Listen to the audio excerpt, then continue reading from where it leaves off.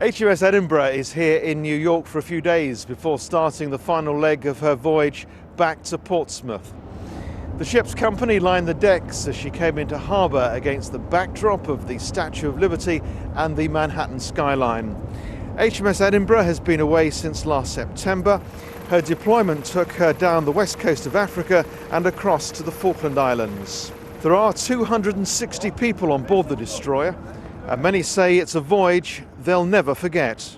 You've got highs and lows, just like life, you know.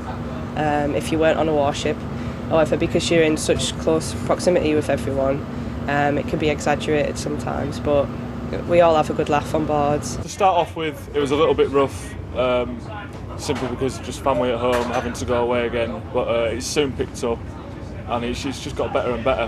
High morale, everyone's cheery, well, have a joke with each other, everyone gets along.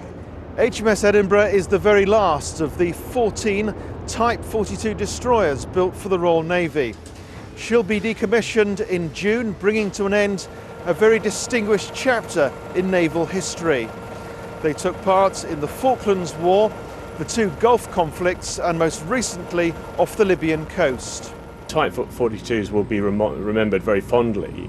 I think it's also to do with the people that are there at the time as well. So it's a combination of a real affection for the class of ship, what it can do, what it's like to live on board, but also for those people that are there with you in that moment when you're on board the ship.